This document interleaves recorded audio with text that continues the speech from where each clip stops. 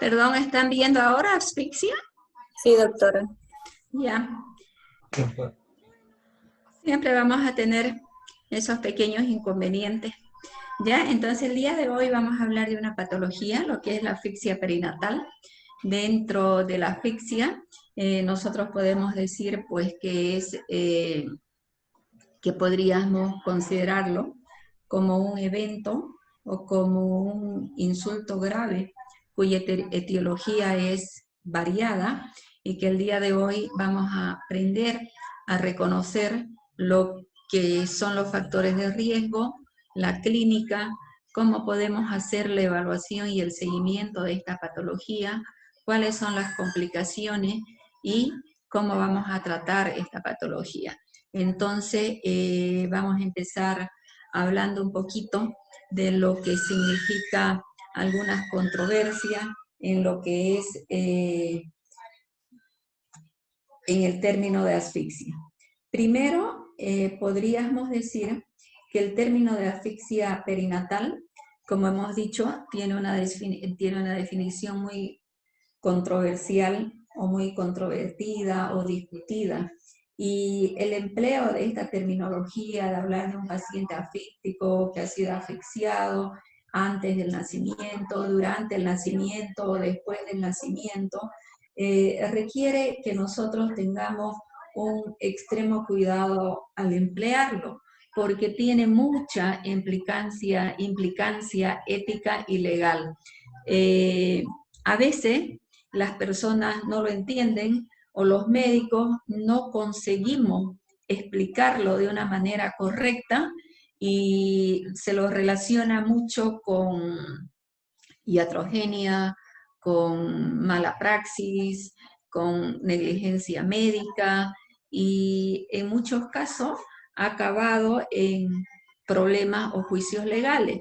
De todas maneras, lo volvemos a repetir, que debemos tener mucho cuidado y lo que lo podríamos definir es que la asfixia perinatal es un resultado de algo que es muy importante, que es la suspensión o supresión grave, leve o moderada del intercambio gaseoso en el feto, en el momento del nacimiento o algunas otras veces después del nacimiento.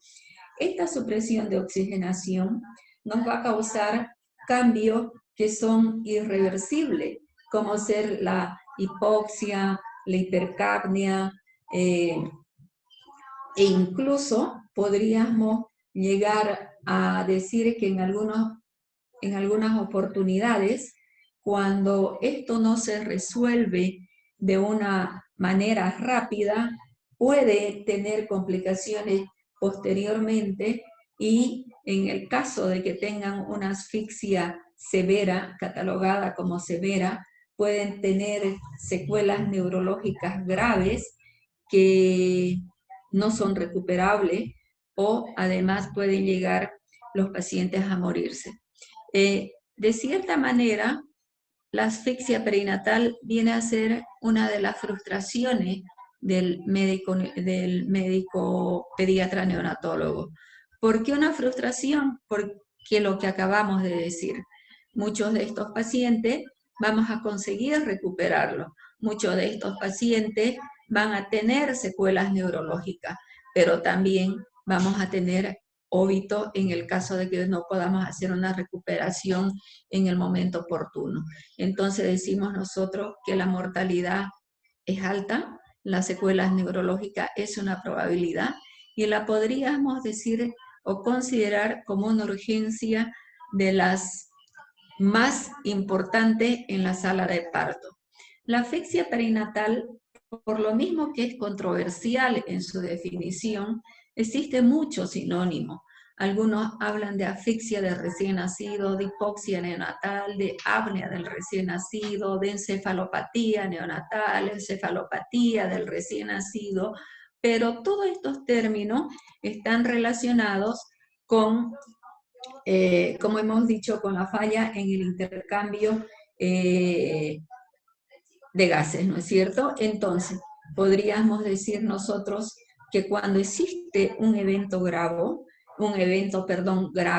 en estos pacientitos, ya sea porque ha habido hipoxia, porque ha habido isquemia o porque ha habido ambas cosas, estos cambios que se van a producir dentro de lo que es el carácter sistémico, particularmente, como hemos dicho, en el sistema nervioso central, pues va a desarrollar unas consecuencias bastante desastrosas, vamos a decir así, ¿no? Entonces, lo que vamos a aprender y vamos a empezar el día de hoy es aprendiendo a definir algunas terminologías que las vamos repitiendo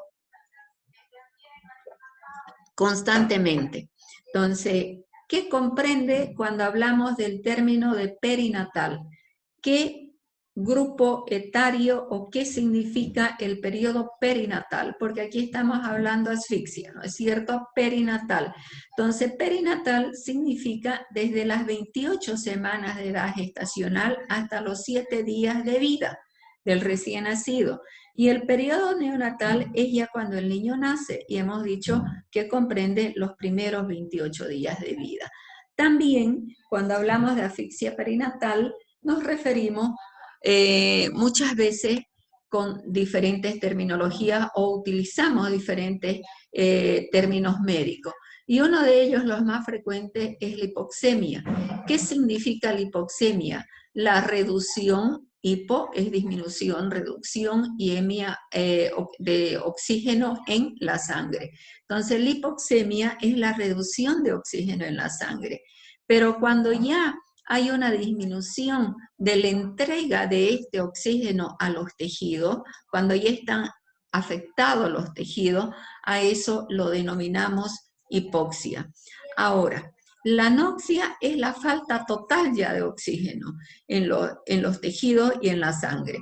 La hipercapnia es algo que nosotros los vemos en lo que es la gasometría, cuando analizamos los resultados y hay un aumento del PCO2 que hemos dicho que se encuentra o lo esperado o dentro de lo normal es de 35 a 45. La isquemia ya es el daño que se produce a los tejidos, vendría a ser como un resultado por la hipoxia. Entonces, en estos niños hay hipoxia que nos van a llevar a una isquemia.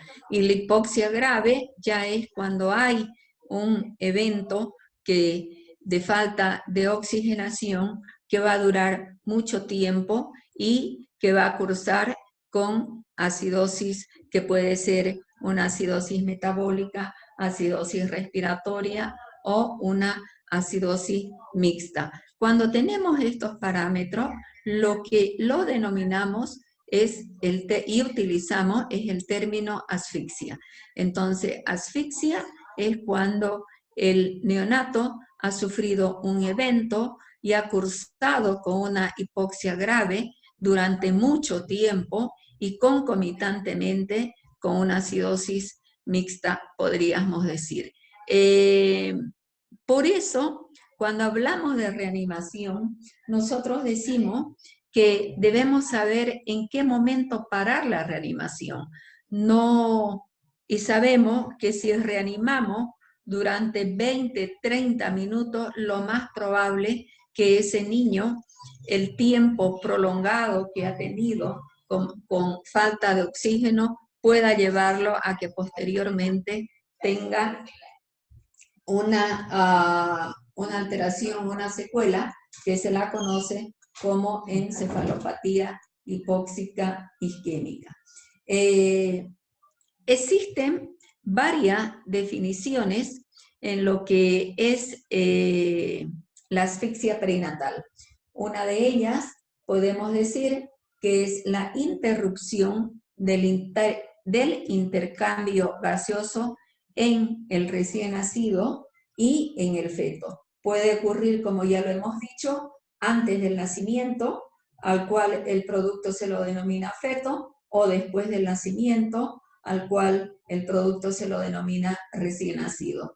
Esto va a originar una hipoxemia y lo que hemos hablado, una acidosis mixta, tanto metabólica como respiratoria. esta acidosis va a ser o se va a instalar el sufrimiento, posteriormente el sufrimiento fetal agudo. Entonces tenemos un recién nacido, que hay una interrupción del intercambio gaseoso, o un feto va a tener hipoxemia y acidosis mixta, lo cual lo va a llevar a tener lo que se denominaba antes sufrimiento fetal. Vale la pena resaltar que este término de sufrimiento fetal ya prácticamente, ya lo hemos hablado anteriormente, que ya no se utiliza, que es un término impreciso e inespecífico, que en una oportunidad hablábamos de bienestar fetal antes de decir sufrimiento fetal. Entonces aquí vendríamos a decir una alteración del bienestar fetal, pero en la actualidad el término que se sugiere utilizar en vez de sufrimiento fetal es estado fetal no tranquilizador. Entonces, todo esto que hemos hablado nosotros va a llevar a un estado fetal no tranquilizador y que posteriormente ya vamos a tener como resultado final una asfixia perinatal severa. Hemos hablado también que cuando hablamos de ahora de estado fetal no tranquilizador, hablamos de parámetros que lo vamos a ver posteriormente, ¿no es cierto? Y uno de los parámetros es la presencia de meconio en el líquido amniótico. Entonces, dentro de los antecedentes, cuando hablamos de los antecedentes prenatales, debemos preguntar al informante, ya sea a la gestante o al médico, si el líquido amniótico tiene presencia de meconio o no tiene, que era lo que hablábamos cuando hablamos de síndrome de aspiración de líquido meconial. Vale la pena resaltar que aproximadamente un 15 a un 18% de los partos de término presentan o postérmino presentan meconio, sin que lleguen a alterar el estado fetal tranquilizador del feto. Se lo considera entonces esta presencia de meconio como un mal predictor de acidosis. ¿Esto qué quiere decir? Que no todo niño o que no todo recién nacido o no todo antecedente que exista el líquido meconial, el líquido amniótico meconiado, va a producir o va a tener una acidosis. Y además también se lo considera como un pésimo predictor de pronóstico neurológico. ¿Eso qué quiere decir? Que nosotros no podemos pensar que porque ha tenido un líquido amniótico meconiado, el niño vaya a desarrollar después una encefalopatía hipóxica isquémica. Existe otra definición también dentro de lo que estamos hablando, que generalmente lo usamos, un término que es combinado, una combinación. Entonces decimos que la asfixia perinatal es una combinación donde hay una hipoxia, una hipercapnia, una acidosis, y dentro de lo que es la acidosis, para considerarlo como un factor, lo debemos tomar en cuenta. En esta definición hablan de un pH de 7 a 7,20, pero posteriormente vamos a hablar qué es lo que dice nuestra normativa de acá y qué es lo que dice la Academia Americana de Pediatría y la isquemia.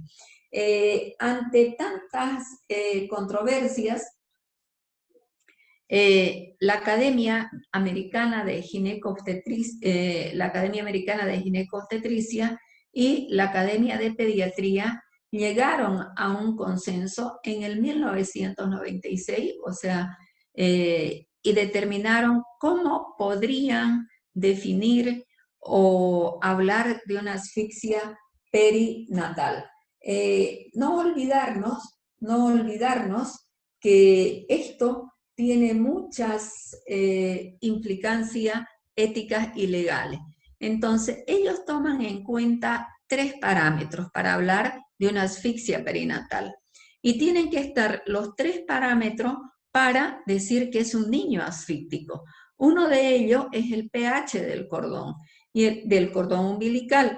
O sea que quiere decir que en todo niño, vamos a suponer que tiene el antecedente del líquido meconiado y que sabemos que podría ser un factor de riesgo, vamos a decir así, para desarrollar posteriormente una asfixia perinatal, o aquel niño que ha tenido cualquier evento, cualquier factor de riesgo, deberíamos nosotros en el momento del parto tomar sangre del cordón umbilical y realizar una gasometría. Para considerarlo como un parámetro, aquí el pH tiene que ser inferior a 7. Sabemos que el pH normal es de 7,35 a 7,45. Otra cosa que es importante es después, cuando ocurre el nacimiento, sabemos nosotros que tenemos un paso a paso que debemos realizar en el niño que nace, ¿no es cierto? Antes del minuto y al minuto y después del minuto. Entonces, antes del minuto tomamos nosotros el Apgar. Ahora, para hablar de una asfixia perinatal, el Apgar que nosotros vamos a considerar o que considera la Academia Americana de Ginecobstetricia y la Academia de Pediatría es después de los 5 minutos o a los 5 minutos.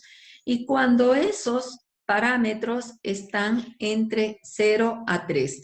Entonces, nosotros hemos dicho, Madeleine, que cuando un niño tiene una buena vitalidad, una buena adaptación cardiopulmonar, Madeleine, enciende su micrófono. ¿Cuánto tiene de Apgar?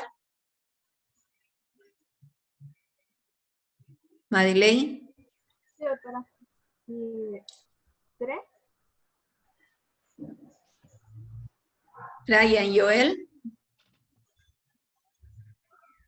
Doctora, ¿no era de 7 a 10 del Apgar? De 7 a 10 niñas, jamás a 3. Si estamos hablando aquí que de 3 vamos a considerar ya como un parámetro para asfixia perinatal, entonces tenemos que saber qué significa el Apgar. El Apgar, si vamos a evaluar la vitalidad del recién nacido y queremos tener un niño vital, pues tiene que tener un parámetro de 7 a 10. Y además, conjuntamente con ello, signos neurológicos y o alteración o ya disfunción multiorgánica en el periodo neonatal inmediato. O sea, que dentro de los signos neurológicos, que lo vamos a ver posteriormente, uno de los más importantes es las convulsiones y manifestaciones o fallas ya multiorgánicas. Entonces, ¿qué es lo que consideramos nosotros? Entonces, para que desarrolle una asfixia perinatal, primero que tiene que haber un evento o una agresión al feto o al recién nacido, que la asfixia perinatal puede ser, ya hemos dicho, antes del nacimiento, durante el nacimiento o después del nacimiento. Y que la causa básica es la falta de oxigenación por cualquier motivo y la falta de perfusión adecuada.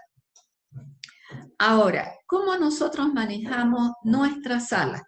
Yo lo que les doy en las clases es cómo manejo yo en mi sala, qué es lo que dicen a nivel internacional y qué es lo que hablan nuestras normativas. A veces nosotros no podemos aplicar lo que está ya estudiado, validado a nivel internacional, porque no tenemos las condiciones necesarias para hacerlo. Entonces, pensar que yo voy a tener una gasometría en el momento del nacimiento me va a dificultar, porque prácticamente es muy difícil que donde ha nacido el niño, donde ha tenido esa intercurrencia, puedan tener un gasómetro o se pueda tomar una gasometría. En lo que va en mi tiempo de trabajo, de experiencia en el hospital, ningún neonato llega con una gasometría arterial, la hacen después. Entonces, nosotros utilizamos los criterios de Tapia en la sala. Los criterios de Tapia, de cierta manera, considera 4 parámetros. Uno, lo que hemos dicho nosotros, se los vuelvo a poner sufrimiento fetal, también les vuelvo a poner el riesgo de pérdida del bienestar fetal, ya adecuándonos a lo que se utiliza en la actualidad. Tapia habla de sufrimiento fetal agudo. la acidemia fetal, y aquí hay una variante. Aquí habla de un pH arterial menor a 7.11 y un Apgar menor o igual a 3 al minuto y o menor o igual a 6 a los 5 minutos. De repente, esta clasificación es más flexible que la otra, es más fácil de hacerlo, es más para nosotros poder realizar un diagnóstico, pero en la realidad deberíamos basarnos en lo que dice la Academia Americana de Pediatría. Y también manifestaciones asfícticas clínicas de encefalopatía hipóxica isquémica, antecedentes de aspiración de meconio, hipertensión pulmonar y falla multiorgánica. Entonces, con 2 de estos criterios, no como dice la Academia de Ginecobstetricia, que habla de 3 parámetros, ¿no es cierto? Y de un pH de cordón menor a 7 y que los 3 parámetros los tienen que tener, entonces aquí hay una variante. La que utilizamos nosotros en la sala es esta. ¿Por qué? Porque en mi sala o en mi hospital no es una maternidad. Al niño no los derivan. Y muy pocas veces, por decir ninguna, hemos recibido con una gasometría arterial, que lo vuelvo a repetir. Entonces, directamente, si yo me voy a ir a hacer el diagnóstico con la definición que utiliza la Academia Americana de Pediatría, directamente no voy a hacer ninguno, porque no vamos a contar con el pH de cordón umbilical. También, a veces, el Apgar, nos viene un Apgar y en la realidad es otro. Cuando nosotros hablamos con la familia y con o la gestante, si lo escuchó llorar al bebé, si el bebé se movió, si el bebé se respiró, a veces no coincide con el Apgar que nos dan en la hoja de referencia.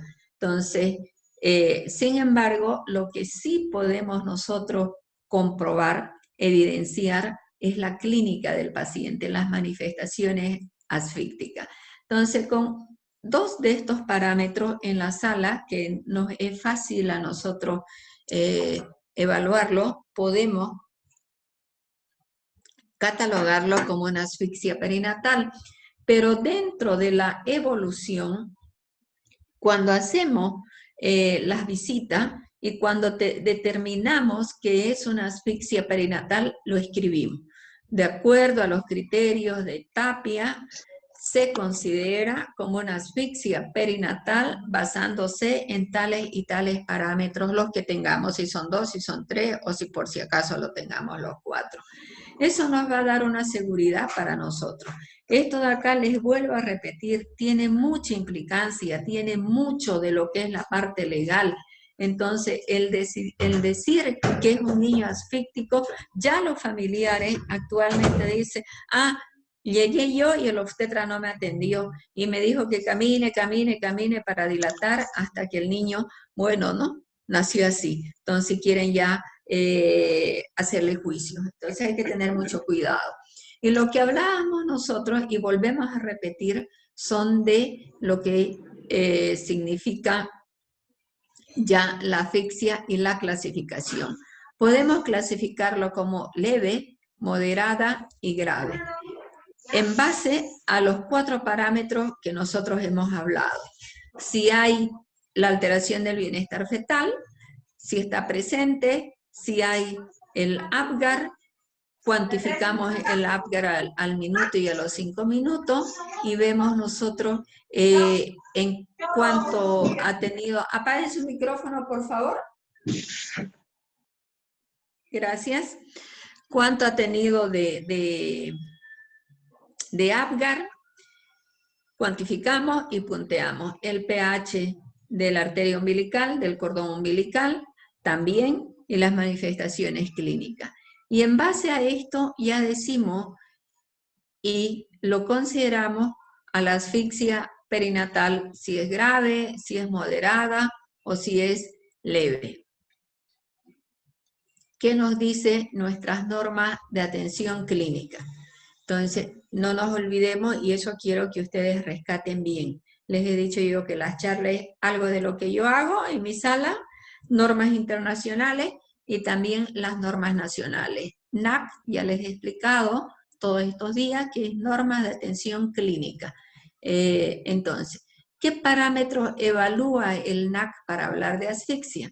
El APGAR, el pH de arteria umbilical y manifestaciones clínicas. No son en una asfixia grave, que en la asfixia grave el pronóstico es reservado, un gran porcentaje de los pacientes fallecen y otro gran porcentaje de los pacientes recuperados acaban con un daño neurológico severo.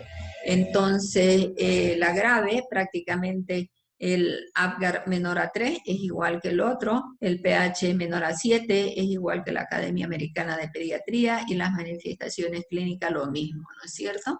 Y la variación está en el leve, en el moderado, que tenemos el APGAR un poquito más. En el leve la gran mayoría de los pacientes son recuperables, en el moderado son pocos los que tienen las complicaciones. De todas maneras, les he dicho yo que cuando hablamos de variaciones tenemos que aprender a saber los valores normales. Entonces aquí tenemos los gases de cordón umbilical, tanto en lo que es la arteria y en lo que es la vena. Y tenemos los parámetros que evaluamos, que es el pH, el PO2, el PSO2 y el bicarbonato. Y los gases en el recién nacido, que es lo que esperamos del recién nacido. El pH de 7.35 a 7.45, un PO2 de 50 a 70, y hemos hablado en reanimación que a medida que el niño va aumentando minutos de vida, pues vamos a esperar que tenga una mejor saturación, un PSO2 de 35 a 45 y un bicarbonato de 20 a 24 en el momento del nacimiento.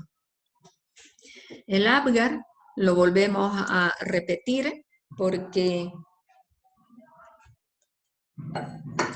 es algo importante que nosotros lo debemos, y les he dicho que lo debemos aprender de memoria. Neonatología es igual a Silverman y a APGAR. Y vamos a empezar a preguntarle a Gabriel Caballero parámetros del APGAR.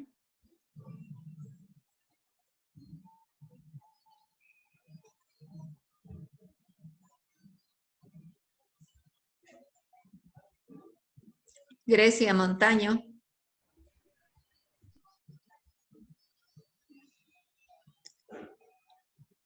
Claudia. Doctora, el APGAR va a evaluar la frecuencia cardíaca, el esfuerzo respiratorio, tono muscular, la actividad refleja y el color de la piel. Muy bien, Esperanza. Entonces nosotros Claudia. tenemos 5, perdón, Claudia. Claudia, escúchame, me has dicho los 5 parámetros, si te confundiste un poquito en el cuarto parámetro, okay, irritabilidad refleja. Ahora, ¿me podés decir los valores del APGAR? La valoración, la puntuación mínima que tiene, les vengo preguntando todo el tiempo y le voy a preguntar hasta que acabemos neonatología. Hasta que todos me respondan cuando yo les pregunte. Sí, doctora, el APGAR, la evaluación mínima es 0 puntos y lo máximo es 2, entonces vendría a ser una escala de 0 a 10. Perfecto. A ver, ¿y cómo se interpreta?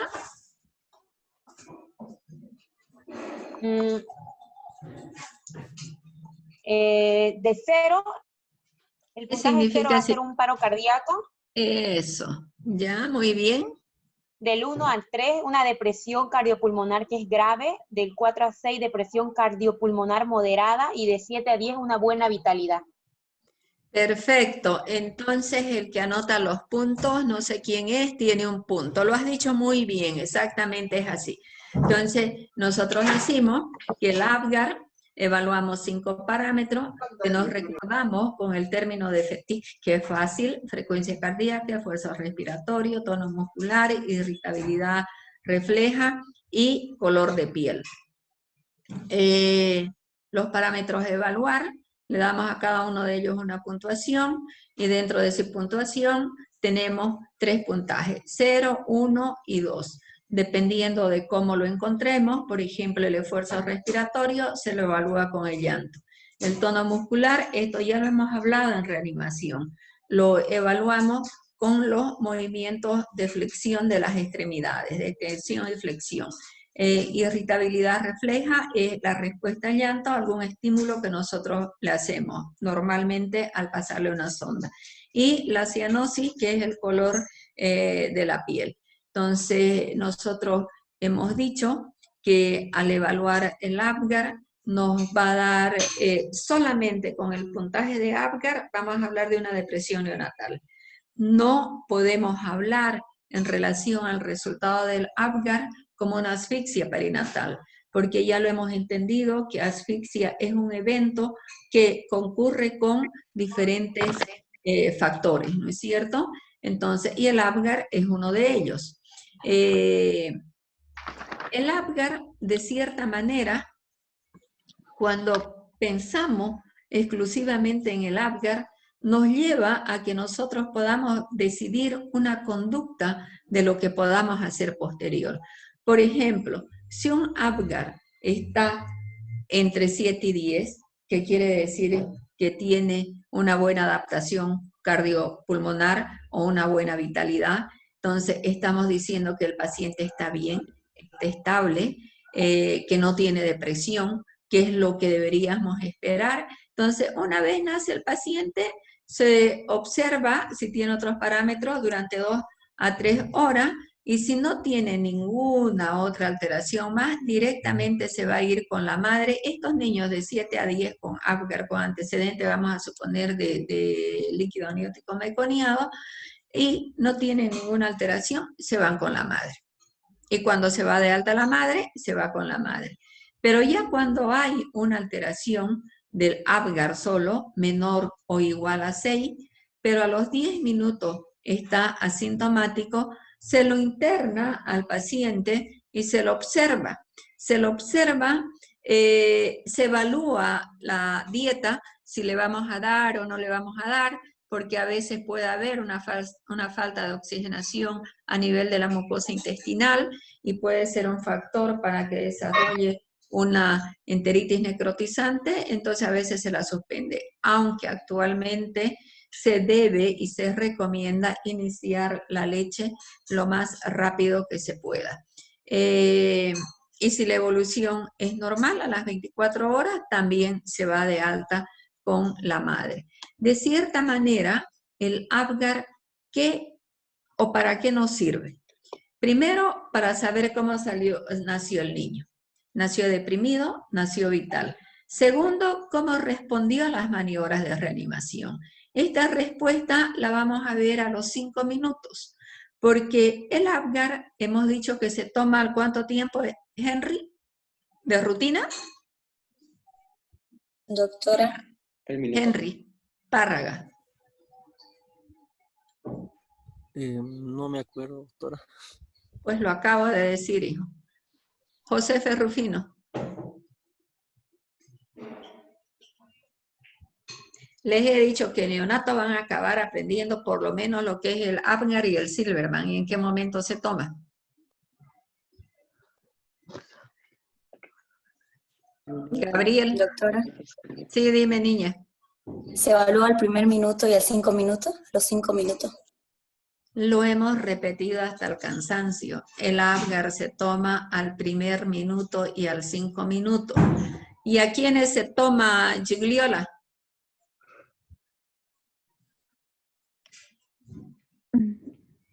¿A quiénes se toma el APGAR?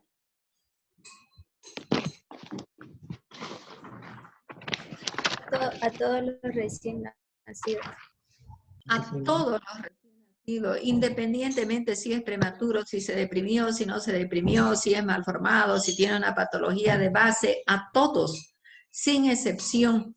Y al primer minuto lo tomamos, y si hemos hecho, si el niño ha necesitado maniobra de reanimación, a los 5 minutos lo que vamos a ver es cómo nos ha respondido a la reanimación. Si el niño ha nacido con un Apgar de 5 al primer minuto, pero a los 5 minutos tiene 7 o 8, quiere decir que todo lo que ustedes han hecho ha estado perfecto, que el niño ha tenido una respuesta positiva a la intervención que ustedes han hecho. Y también nos da para pensar cómo quedó el niño, ¿no es cierto? Y para saber cuándo parar la reanimación o si tiene posibilidades de tener un daño irreparable, aunque no es el Apgar solo, ya les he dicho que es un conjunto de factores que evaluamos.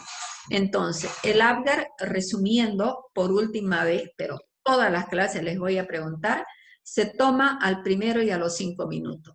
En el supuesto caso de que el Apgar a los 5 minutos esté menor o igual a 6, se vuelve a tomar cada 5 minutos para ver la evolución y el pronóstico del paciente. El Apgar por sí solo no tiene valor predictivo. No podemos hablar con el Apgar por sí solo si no evaluamos los otros parámetros de asfixia. No podemos evaluar por sí solo con el Apgar si tiene o no va a tener una encefalopatía hipóxica isquémica. Entonces, la sensibilidad y la especificidad es muy baja, es el 10%. La mayoría de los niños que tienen una parálisis cerebral infantil cursan con Apgar normal.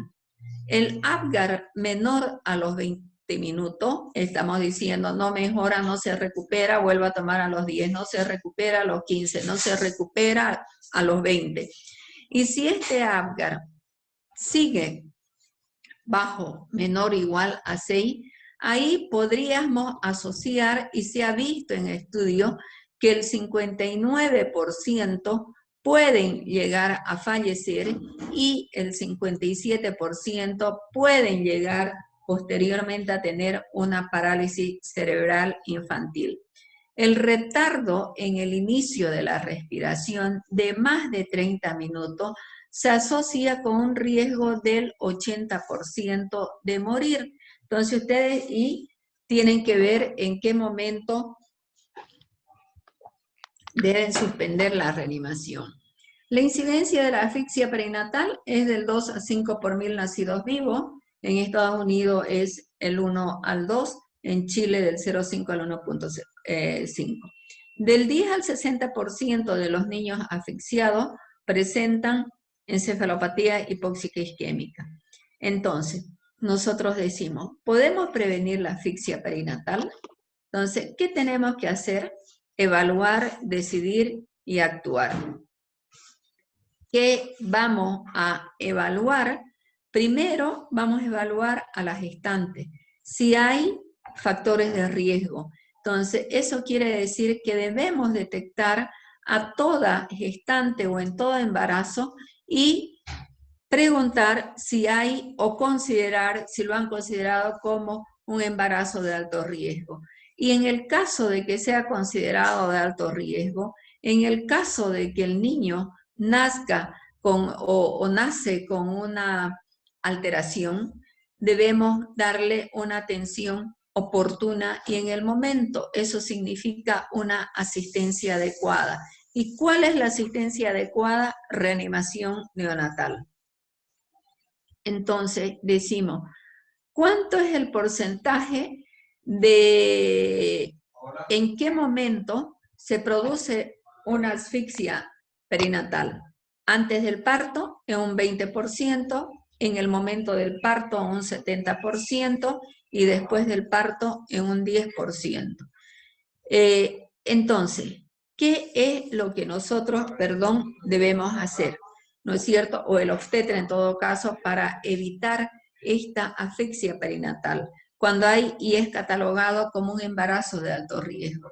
Debe hacer un monitoreo de los movimientos fetales, que lo que se espera es que aproximadamente tengan 4 o más movimientos por hora. Se debe hacer el monitoreo o la ocultación de la frecuencia cardíaca fetal, sabiendo que la frecuencia de la frecuencia del feto, de la frecuencia cardíaca, es de 120 a 160 latidos por minuto. Se debe realizar un monitoreo electrónico continuo intraparto, es decir, un registro cardiotocográfico fetal, y se debe pesquisar en el supuesto caso de que uno pueda extraer sangre del cordón, una acidosis fetal. Se debe evaluar si hay estrés fetal o el estado, lo que nosotros decimos, el estado actualmente, estado no tranquilizador del feto. Entonces decíamos, nosotros vamos a aprender a evaluar. Es bueno que cuando hablamos del embarazo de alto riesgo, debemos saber que hay una categoría establecida que lo denominamos como evento hipóxico centinela, la cual incluye algunos acontecimientos agudos alrededor del parto capaces de dañar a un feto que neurológicamente estaba intacto. Entonces, estos eventos que podemos hablar son el desprendimiento el desprendimiento prematuro de placenta, o la insuficiencia uteroplacentaria, la hipotensión materna, prematurez, anemia, hemorragia, diabetes. Entonces, va a ver el niño, si no tiene este evento centinela, si no tiene algún factor antes del parto o en el momento del parto, no va a desarrollar una asfixia perinatal. Entonces, tiene que tener, como estamos diciendo nosotros, un evento centinela previo. ¿Cuáles son los factores de riesgo que lo consideramos en el momento del parto? Los que están relacionados con el feto en el momento del nacimiento, por ejemplo, cuando hay compresión del cordón umbilical, cuando un parto ha sido traumático, cuando se realizan esas maniobras rotacionales, cuando viene la presentación pélvica no la cefálica, cuando hay un desprendimiento prematuro de placenta, el prolapso de cordón, infecciones, hipotensión materna, cuando la actividad fetal está disminuida, o sea, la frecuencia cardíaca está por debajo de 100. Entonces, nosotros debemos considerar que todos estos factores que estamos hablando va a llevar a que se produzca una interrupción de la circulación umbilical y el recién nacido va a tener una incapacidad para la transición y consecuentemente va a tener una mala adaptación cardiopulmonar y va a desarrollar la hipoxia, la hipercapnia, la acidosis metabólica mixta que estamos hablando. ¿Cuáles son los factores de riesgo después del nacimiento?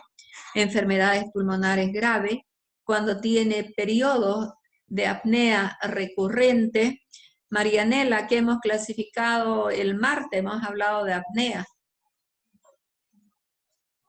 Marianela, ¿qué es apnea y qué es pausa?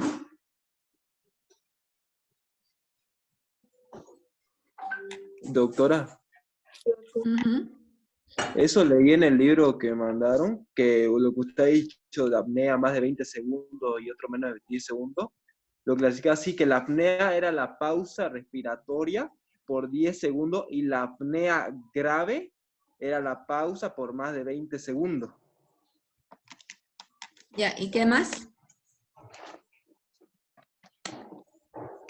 Obviamente la ausencia, primero lo vamos a definir apnea como ausencia de respiración. Y hemos dicho que tenemos tanto la pausa como la apnea en la ausencia de respiración. Y hemos dicho que vamos a evaluar dos cosas, el compromiso hemodinámico y el tiempo. Y en el tiempo hemos hablado que es mayor o igual a 20 segundos. O alteraciones hemodinámicas en la apnea. Y En la pausa respiratoria es menor a 20 segundos sin compromiso hemodinámico. Entonces, con eso es lo que está definido otra vez y lo volvemos a resaltar, lo que es la apnea. Y aquí, ¿qué es lo que estamos hablando? De que el niño va a cursar después del nacimiento, por cualquier motivo que sea, ausencia de respiraciones frecuentes, recurrentes.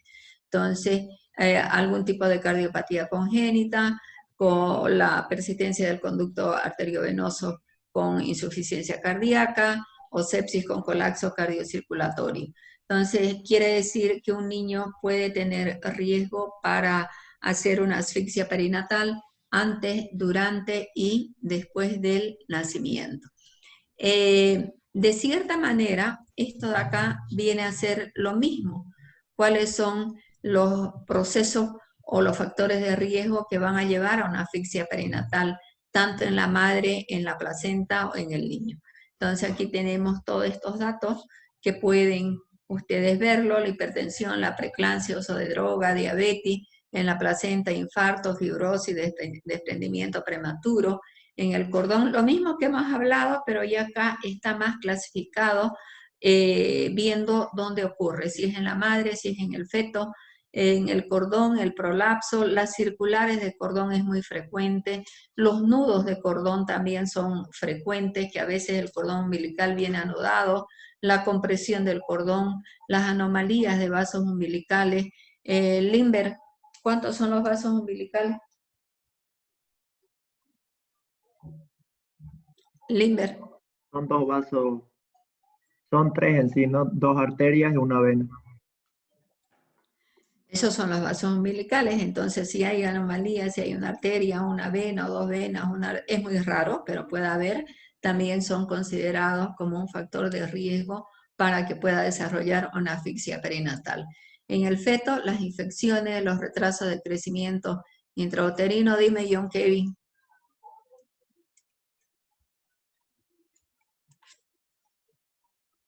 John Kevin dice aquí, levantó la mano.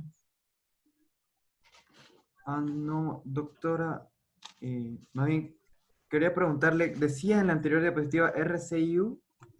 Retraso de crecimiento intrauterino. Cuando los Exacto. niños son pequeños para la edad gestacional, cuando tienen un peso por debajo del percentil esperado.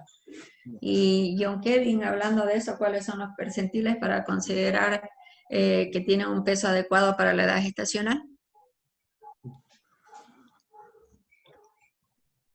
No me acuerdo ahorita, doctora. Esto de acá lo hemos hablado en edad gestacional y hemos hablado que a los niños los clasifican entre 10 a 90%. Y hemos hablado, para explicar este término que ha preguntado John Kevin, hemos hablado que a los niños los clasificamos independientemente de si son prematuros, si son a término, si son postérmino, lo clasificamos en pequeños para edad gestacional, grandes para edad gestacional y adecuados para edad gestacional. Y eso está relacionado con los desvíos estándar. Y utilizamos 2 desvíos estándar, el 10 y el 90. Entonces, todos aquellos que están entre el percentil 10 y 90 son adecuados para edad gestacional. Y de cierta manera, aquellos que tienen un peso, no siempre hay otros factores para considerarlo retraso del crecimiento intrauterino, pero sí cursan también con bajo peso. Entonces, ya hemos hablado también de la fisiopatología, que tiene que haber un evento centinela. Ese evento centinela es una agresión más que todo al cerebro, donde va a haber una falta de oxigenación, una falta de irrigación, va a haber una hipoxia, una isquemia, y que posteriormente, si el tiempo es prolongado, vamos a desarrollar una encefalopatía hipóxico-isquémica, y que si la catalogamos a esa encefalopatía como grave, nos va a llevar a que los niños tengan un retraso neuropsicomotor que es para toda la vida, lo cual se lo considera como parálisis cerebral infantil y se lo cataloga a partir de los 2 años. Entonces, la encefalopatía hipóxica isquémica realmente es un problema que altera mucho el comportamiento de la familia. Es un problema que a veces incluso acaba con la resolución o la disolución de la familia, ¿no? Entonces hay la encefalopatía, pues lo vamos a ver después, cursa con alteraciones de presión respiratoria, alteraciones de la conciencia, crisis convulsiva, y la parálisis cerebral es cuando ya tienen alteraciones en la postura y en los movimientos. ¿Cómo podríamos clasificar o hablar de la sintomatología de la asfixia perinatal? Entonces, aquí tenemos un esquema básico de aparición temprana, síntomas, ¿no? De aparición temprana tardía y de aparición tardía. Entonces, ¿cuáles son los síntomas de aparición temprana? Los que los vemos al inicio. La dificultad respiratoria, dificultad para iniciar y mantener la respiración, o sea, son esos periodos de pausa respiratoria. Depresión del tono muscular es la hipotonía generalizada, esa flacidez que tienen, y de los reflejos, alteraciones de la perfusión, la temprana o tardía, ya cuando hay alteración del estado de alerta, del estado de la conciencia, hay crisis convulsiva, el paciente no tolera la alimentación por vía oral, ya hay alteración hemodinámica, con hipotensión, alteración del ritmo, y la tardía ya hay falla multiorgánica. Hay sangrado del tubo digestivo, pulmonar, hay alteración de la función renal con retraso de la micción, oliguria, poliuria. Entonces, si nosotros hablamos de los órganos que afectan, como lo venimos repitiendo y diciendo, el órgano más afectado es el cerebro. Pero todos pueden llegarse a afectar, todos. El pulmón, el riñón, la parte metabólica, el corazón, en diferente porcentaje. ¿Cuáles son las alteraciones en el sistema cardiovascular a nivel cardíaco? Cuando hablamos nosotros de alteración o descompensación hemodinámica, alteración de la presión, falla cardíaca, cianosis, taquicardia, ritmo de galope, a veces encontramos una insuficiencia cardíaca con hígado palpable. En el sistema digestivo es muy frecuente la intolerancia digestiva transitoria, la hipoxia a nivel o la isquemia a nivel de la mucosa intestinal, lo que nos va a producir una enteritis necrotizante, pueden cursar con sangrados, hay disminución del tránsito intestinal, úlcera de estrés, o entonces el compromiso en la realidad de la asfixia perinatal es variada y pueden llegar a comprometer diferentes órganos como lo estamos viendo. A nivel renal, pueden cursar con falla renal, con retraso en la primera micción, oliguria, anuria, hematuria, proteinuria. Entonces, una de las causas más frecuentes de la insuficiencia renal aguda justamente es la asfixia perinatal. A nivel respiratorio, una de los cuadros más frecuentes, si es que hay presencia de meconio en el líquido amniótico, es la aspiración, es el síndrome de aspiración meconial, entonces el SALAM, y que puede estar asociado a una hipertensión pulmonar persistente. En la parte hematológica, la coagulación intravascular diseminada, ahí vamos a tener los sangrados, las trombocitopenias, las leucopenias, leucocitosis, el TP puede estar disminuido, va a haber alteraciones metabólicas con las glicemias bajas, calcio, acidosis metabólica, magnesio, y entonces, como conclusión, la asfixia perinatal es cuando es severa, hay afectación de todos los órganos en diferentes proporciones y las consecuencias son graves. ¿Cómo nosotros evaluamos lo que es la secuela o la complicación de la asfixia perinatal? Se utiliza la clasificación de Cernat y Cernac. Esto evalúa la encefalopatía hipóxica isquémica. Aquí tenemos todos estos parámetros que nosotros evaluamos desde el nivel de conciencia, el tono muscular, los reflejos, la frecuencia cardíaca, la presencia de convulsiones, el tiempo de duración, y en base a ello lo vamos a clasificar como estadio 1, estadio 2, estadio 3. Esto en la sala, este cuadrito es muy difícil de aprenderlo, entonces todo lo que nosotros no lo podamos retener en nuestra memoria y tenemos además que mostrar la evidencia en que nos estamos basando, esto se hace un monitoreo en la sala para ver la evolución y el compromiso neurológico que tiene el paciente, y día a día se hace la clasificación de lo que es SARNAD y SARNAD.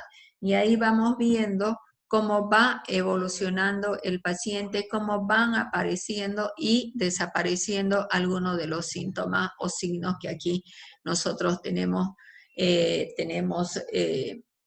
marcados. Entonces, ¿cuándo vamos a sospechar de una encefalopatía?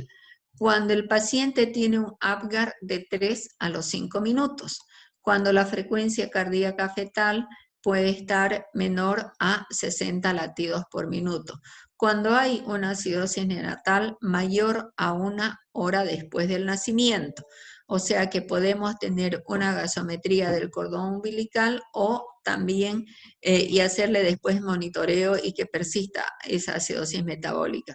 La presencia de convulsiones, el electroencefalograma alterado y cuando se lo realiza en la reanimación, la ventilación a presión positiva durante más de 1 minuto o la ausencia de llanto por más de 5 minutos. Entonces, cuando tenemos cualquiera de estos 6 parámetros, nosotros podemos desarrollar o pensar en una encefalopatía hipóxica isquémica y deberíamos hacer el seguimiento y el monitoreo respectivo. SARNA y SARNA está evidenciado que es un método más simple, muy sencillo de utilizar, que lo podemos tener en las salas de neonatología, que existe documento que podemos evaluar en base a ello, inclusive podemos considerarlo como un indicador de riesgo y las probabilidades de que pueda desarrollar una secuela neurológica. Cuando nosotros lo catalogamos como una encefalopatía hipóxica isquémica leve o moderada, el pronóstico lo más probable es que sea normal. Lo más probable es que no tenga una alteración en el desarrollo neuropsicomotor. Cuando hablamos de alteración del desarrollo neuropsicomotor, estamos hablando de o psicomotor, estamos hablando de las 4 áreas, ¿no es cierto? La parte motora gruesa, la parte motora fina, el gusto, la parte de los sentidos, ¿no? Y más que todo, la auditiva y la visual. Entonces, la parte motora gruesa, que es la que modela los movimientos de control del cuerpo, como es el controlar la parte cefálica, el cuello, la parte, el sentarse, el andar, el ponerse de pie. Eso es lo que cuando tenemos nosotros una escala de SARNAT severa, que puede tener alteraciones del desarrollo neuropsicomotor más grave. Entonces, la encefalopatía hipóxica isquémica, catalogada como severa en base a los parámetros que hemos hablado, la gran mayoría de ellos pueden morir y los que sobreviven quedan con graves secuelas neurológicas. Son importantes entonces considerar la severidad y la duración de los síntomas. Las agresiones que pueden presentar. Aquí tenemos nosotros una crisis de hipoxia, donde están la boca, la mano y los pies cianóticos. Entonces, los sistemas que ya hemos hablado, es la misma lámina donde hemos hablado de las cosas más importantes. Cuando está afectado el sistema nervioso central, la manifestación más frecuente, la encefalopatía hipóxica isquémica. Cardiovascular, la isquemia del miocardio. En la parte pulmonar, la hipertensión pulmonar persistente. En la parte renal, la necrosis tubular, que nos va a llevar a una insuficiencia renal. La adrenal hemorragia, gastrointestinal, la enteritis necrotizante, metabólica, el síndrome de hormona antidiurética, y el hematológico, la coagulación intravascular diseminada. Entonces, hemos visto, ya hemos evaluado los factores de riesgo, los maternos, los del cordón, los del feto, y hemos visto la clínica. Eso es evaluar. Una vez que yo decido y planteo una hipótesis diagnóstica, y hemos dicho es un niño asfíctico y que pueda o no pueda tener una encefalopatía, yo voy a pedir exámenes complementarios para confirmar o descartar el diagnóstico. Esos exámenes complementarios, cuando ya estamos hablando de un niño asfixiado o una probable encefalopatía hipóxica isquémica, y hemos dicho que más del 70% cursan con alteraciones a nivel cerebral, pues obviamente vamos a ir a pedir aquellos laboratorios que nos permitan evaluar la parte cerebral. Y en eso tenemos la ecografía cerebral, que es el medio que tenemos en los hospitales de ahí, en el momento. Esta ecografía cerebral se la realiza antes de las 72 horas de vida y se debe hacer controles semanales hasta la tercera semana para ver cómo ha ido evolucionando. Las tomografías computarizadas también a las 72 horas de vida y a la tercera semana de vida. Y las isoenzimas cerebrales, que esto no lo tenemos, y las cardíacas no lo tenemos, entonces es muy difícil evaluar las isoenzimas cardíacas. Pero sí tenemos el electroencefalograma, que también es de fácil acceso.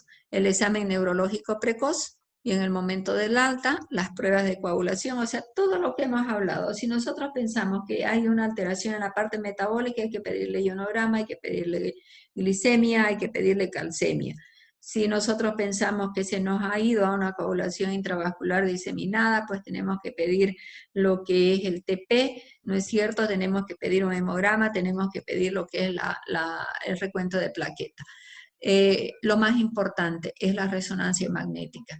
En la actualidad, la resonancia magnética es el método ideal, es el examen que podríamos decir que significa el gol estándar de oro para hacer el diagnóstico de una encefalopatía hipóxica isquémica. Se debe realizar a las 72 horas. ¿Y qué es lo que debemos o queremos ver en la resonancia magnética? El edema, el estado de mielinización del cerebro y lo malo podríamos decir, si queremos pensar, que el paciente tiene que estar sedado. Entonces, para hacer esa resonancia, sedación igual anestesia.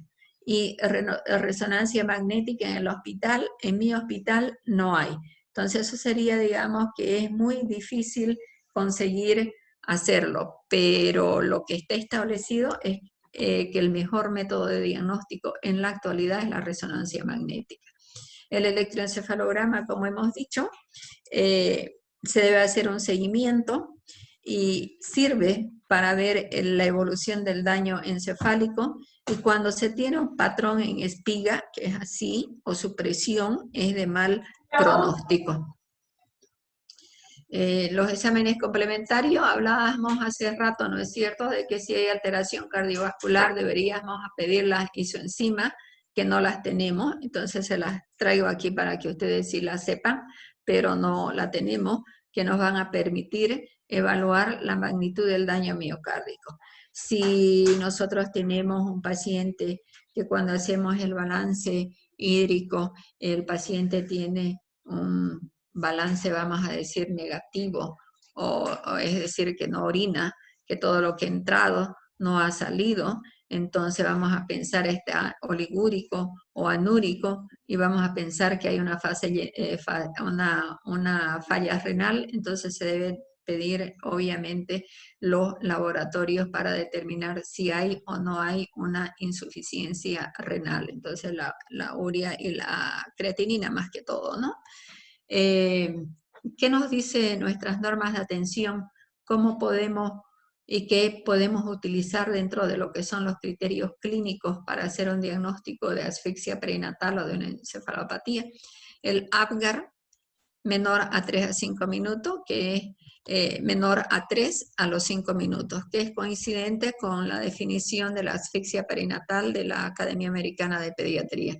Un pH de sangre arterial menor a 7, y la Academia Americana de Pediatría u otros hablan de un exceso de base también menor a 10. Entonces podrían tomarlo en cuenta. Nuestra normativa no habla del exceso de base. La clínica neurológica, cualquiera que sea, especialmente si hay o no hay las convulsiones y el estado de alerta del niño, ¿no? Si tiene o no, o si está o no está en coma, y la falla ya o la disfunción multiorgánica.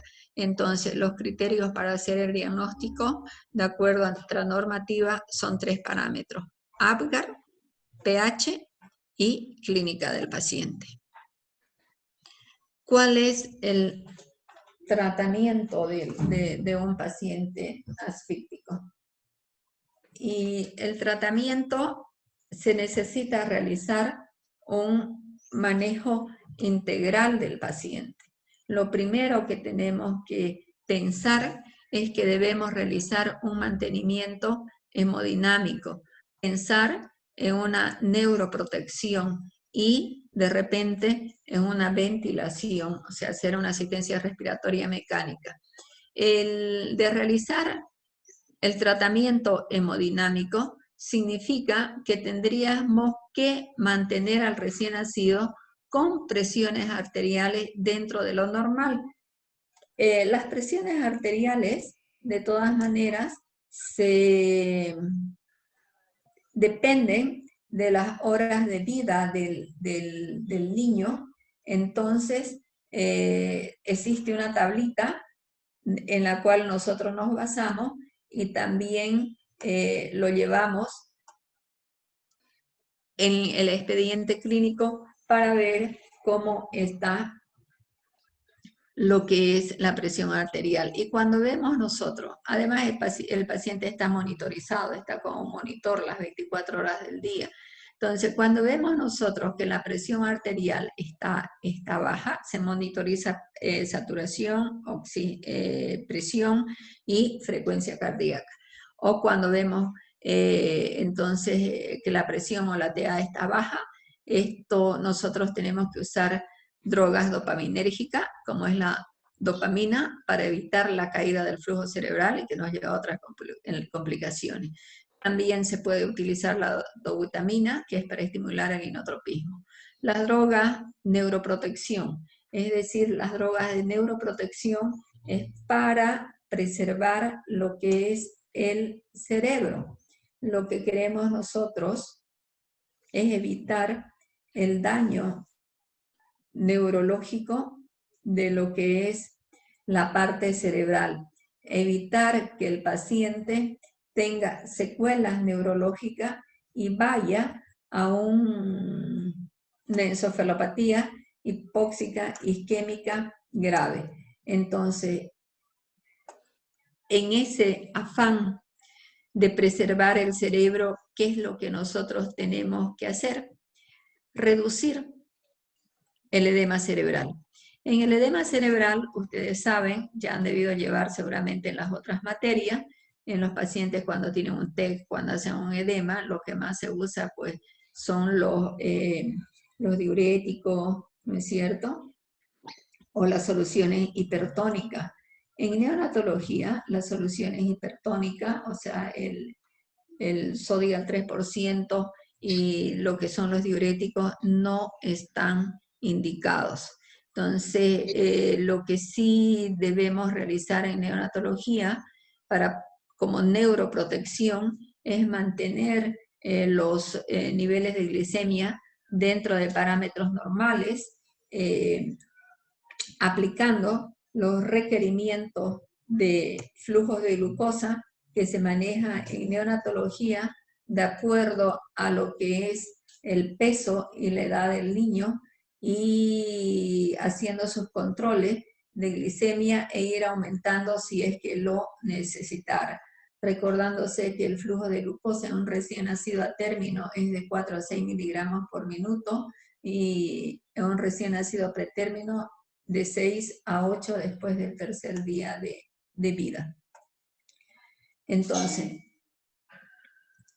si nosotros vamos a utilizar una vía para mantener o estabilizar al paciente, lo ideal es que tenga una vía central.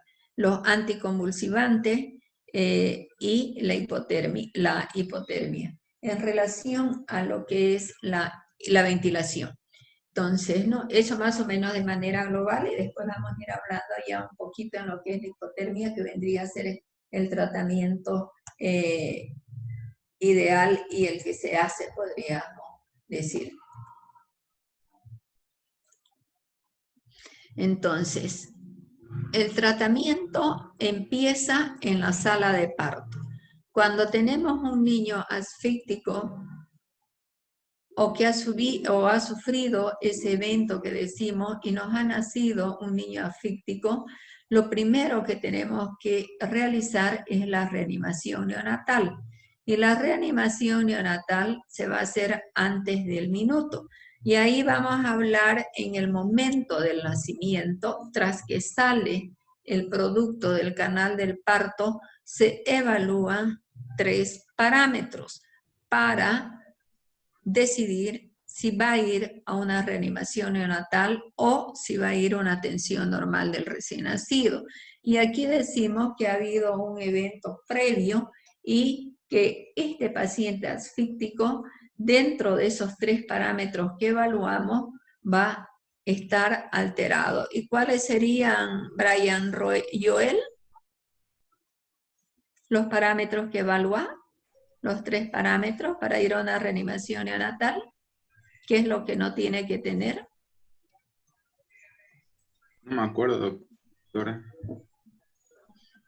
Marcelo.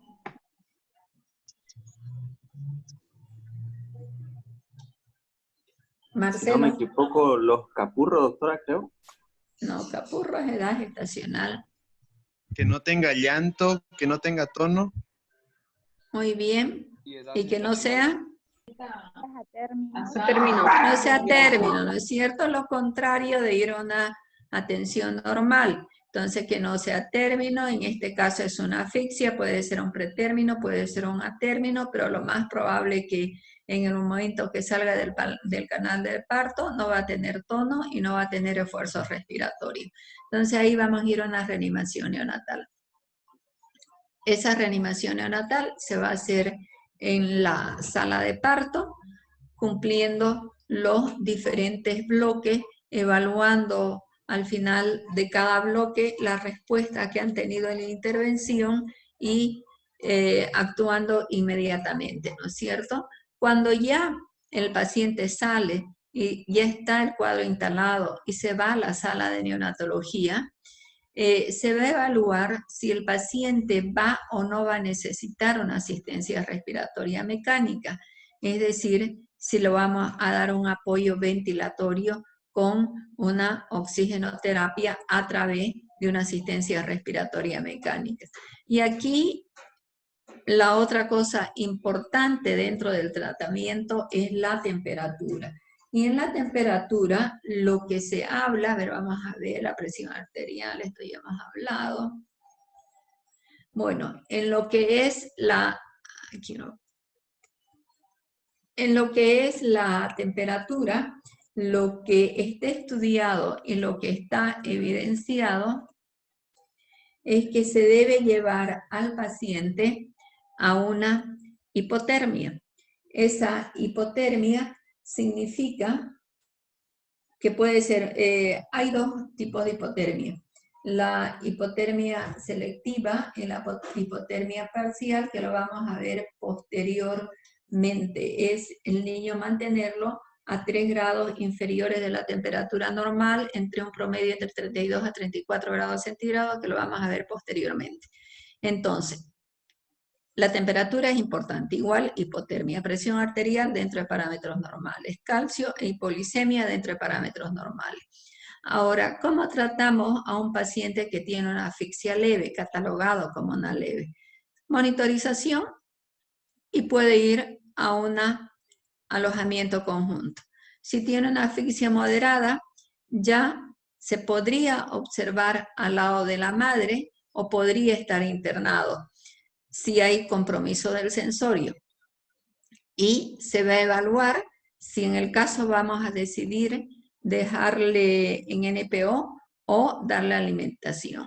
En el caso de dejarle NPO, pensar en una nutrición parenteral.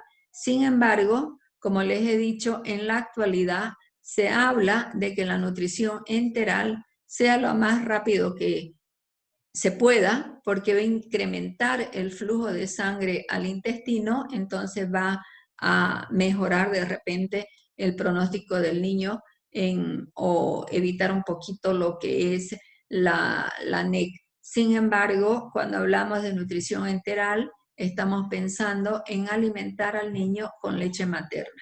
Las leches, los sucedáneos de leche o las leches en tarro o artificiales es un factor más de riesgo para que produzcan una enteritis necrotizante. Entonces, la nutrición parenteral, que sí va a depender y el niño va a quedar por cualquier motivo durante mucho tiempo en ayuna, y es una alternativa a la nutrición parenteral, también debemos saber que esto nos puede llevar a una atrofia de la mucosa intestinal y va a ser un factor predisponente para la sepsis neonatal, aumentando el riesgo de la NEC. Entonces, todo tenés beneficio, pero también tenés complicaciones. Y la oxigenoterapia. El tratamiento general, entonces, mantener la función cardiorrespiratoria, mantener la presión, corregir la acidosis, el uso de anticonvulsivantes. Los tratamientos que ya hemos dicho, las aminas, dependiendo de qué es lo que queremos, por ejemplo, si queremos nosotros mejorar la perfusión renal, las dosis de la dopamina es de 0.5 a 2 microgramos, si queremos estimular los receptores adrenérgicos, de 6 a 10, entonces todo esto se calcula para las 24 horas y tenés que tener una vía central. La dobutamina nosotros utilizamos casi como un promedio de 5 microgramos por kilo por minuto y hay que hacerle el cálculo bien minucioso y existen las maneras de calcularlo. La dobutamina de 5 a 10 microgramos que va a aumentar el débito cardíaco, que es lo que queremos nosotros realizar. Y como protector neurológico se usa el fenobarbital. Cuando existe la convulsión, cuando ya hay una convulsión en el neonatal, la droga para utilizar es el fenobarbital. No es el diazepam como es en el adulto o en los niños más grandes. Entonces, la droga de elección en la convulsión neonatal es el fenobarbital. La dosis de impregnación es de 20 miligramos por kilo. Se calcula y se lo impregna. Y la dosis de mantenimiento ya es de 3 a 4 o a 5. Nosotros empezamos con 5 miligramos por kilo durante las 24 horas. Puede ser cada 12 o cada 24.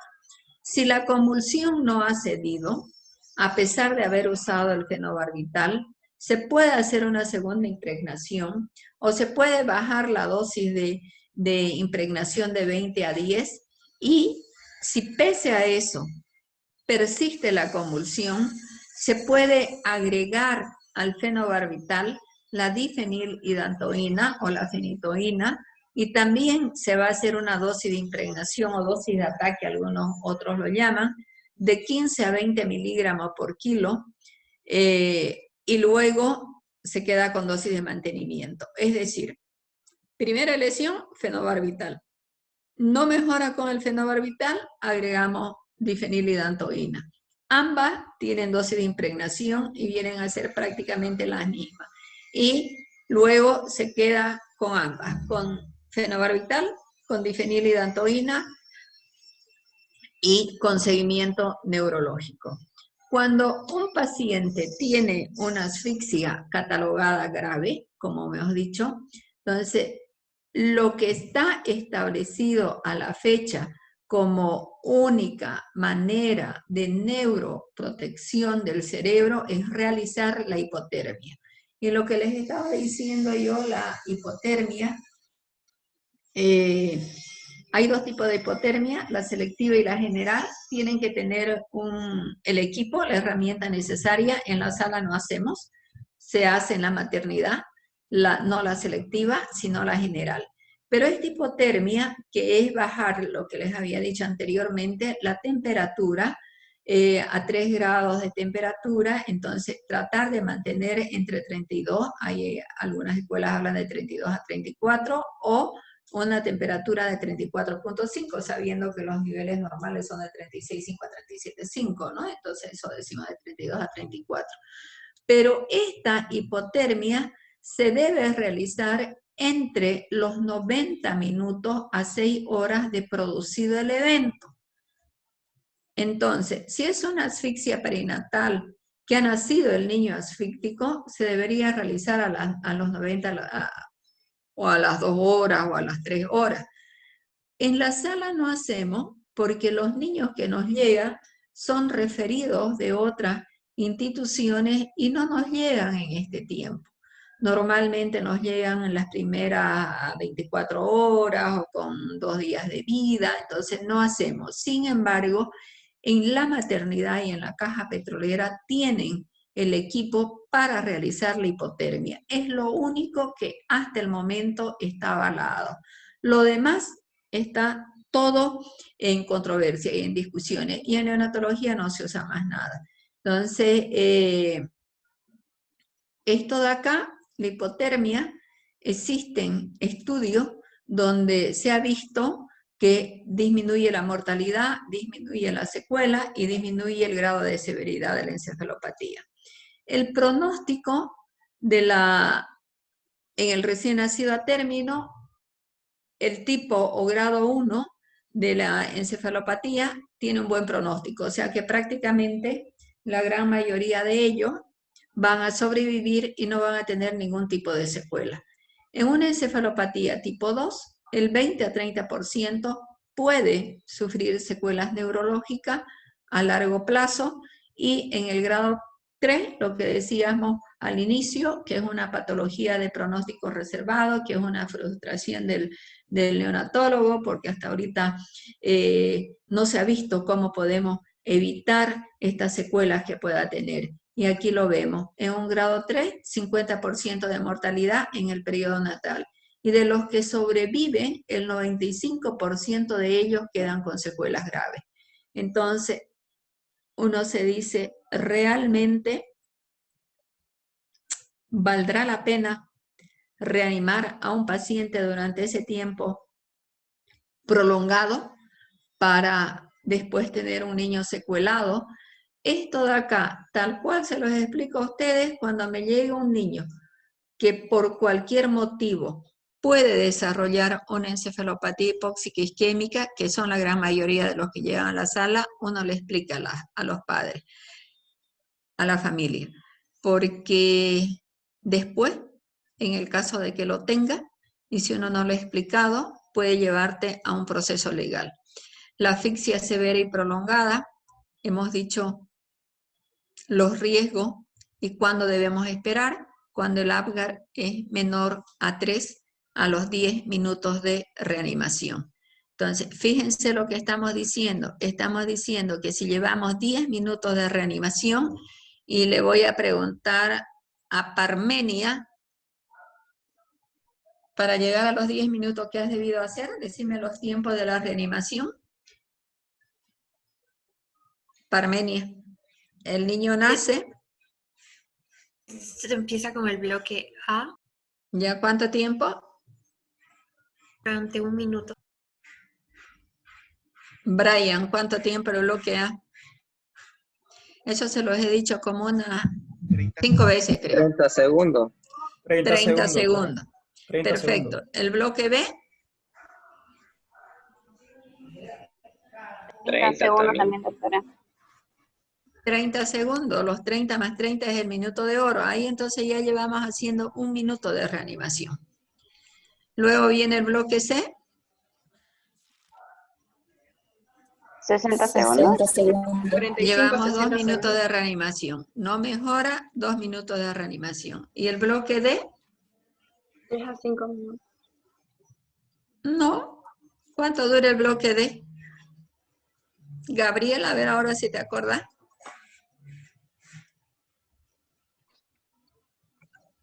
¿Qué es el bloque D? Aplicación de droga, doctora, sin límite de tiempo. Sin límite de tiempo, es ahí donde nos vamos a tardar.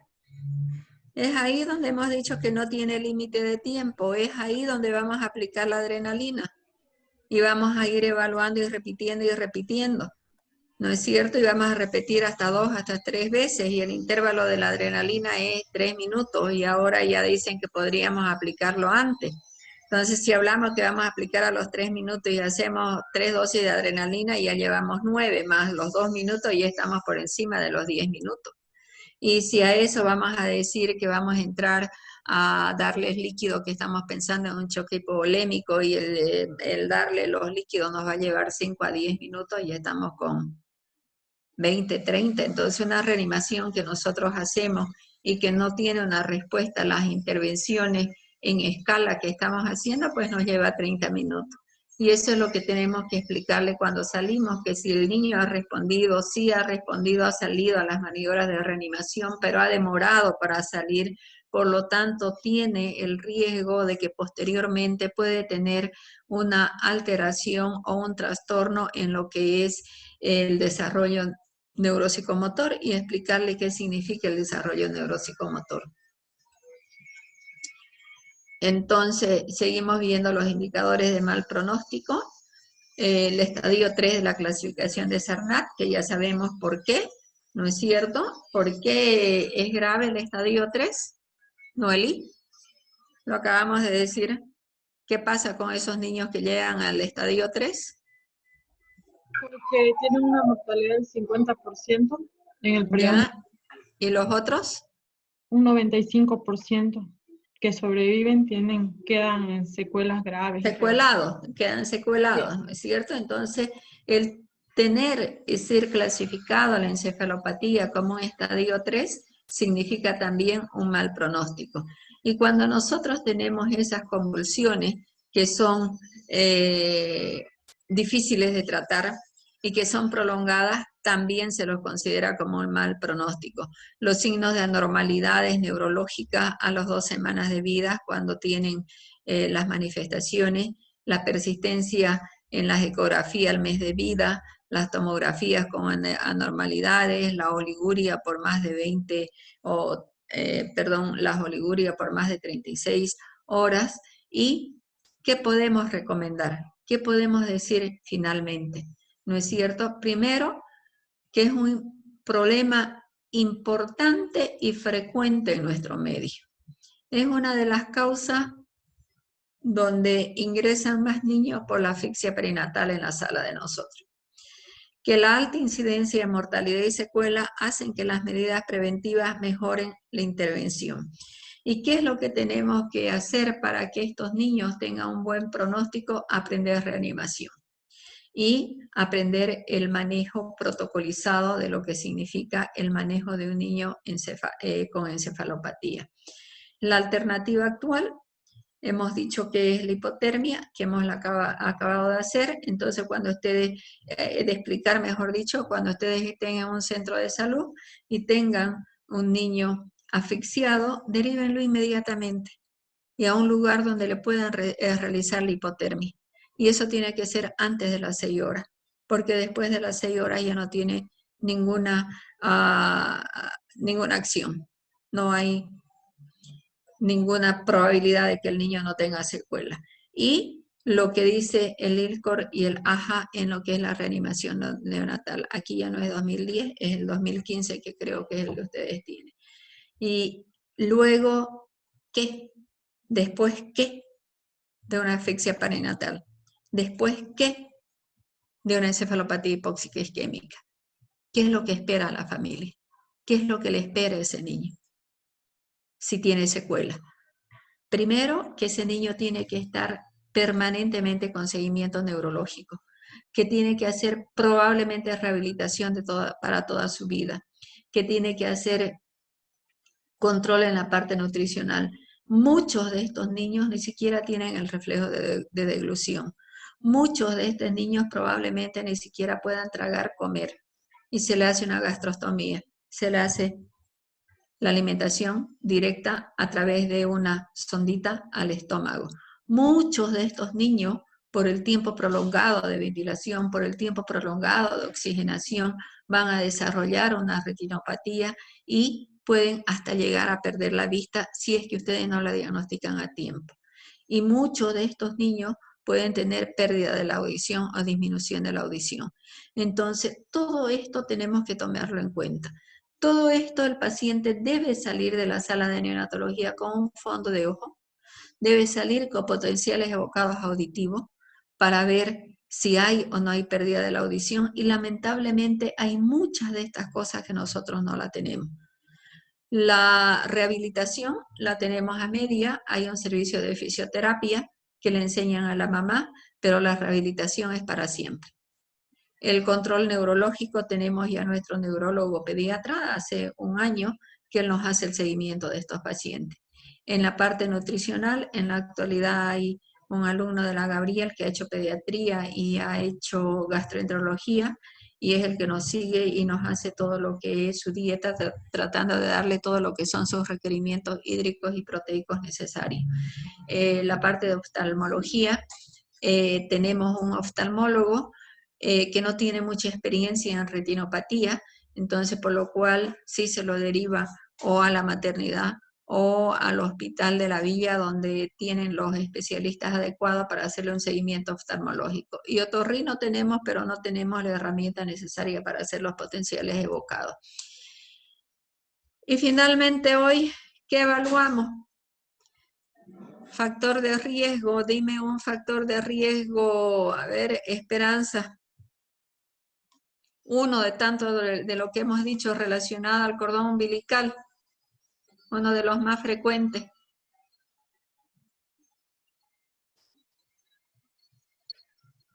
Compresión del cordón umbilical, doctora. Ya. ¿Qué más del cordón umbilical? Eso les pregunto porque es lo más fácil y es lo más frecuente. Que viene como collar, es lo más frecuente. Circular de cordón. Circular de cordón. Ya, una clínica neurológica del paciente, la que significa que probablemente tenga un pronóstico, si es prolongada, tenga un pronóstico reservado, grave. Encefalopatía isquémica, doctora. No, esa es una complicación. Eso ya es el diagnóstico. Convulsiones. Primero hacemos el diagnóstico de... A ver, si me han entendido, primero hacemos el diagnóstico de asfixia perinatal en base a lo que hemos dicho. Pero la consecuencia de la asfixia perinatal es la encefalopatía. Las convulsiones, ¿no es cierto? De neurológico. Entonces ahí planteamos y decidimos una asfixia, una encefalopatía, planteamos el diagnóstico y hacemos los laboratorios. Con esto, queridos alumnos, hemos acabado. Y como siempre, no puedo darlo en 30, 40 minutos, son las 5 menos cuarto. ¿Ya? ¿Alguna pregunta o alguna duda que tengan? ¿Nos vemos el martes? 2 horas estamos aquí, 2 horas y ya estoy toda dolorida de mi espalda por la incomodidad que tiene, ya les he explicado. La incomodidad que uno tiene de estar aquí sentada y de no poder moverse. ¿Cómo están ustedes? ¿Qué hemos aprendido hoy? Leónidas, ¿qué has aprendido hoy?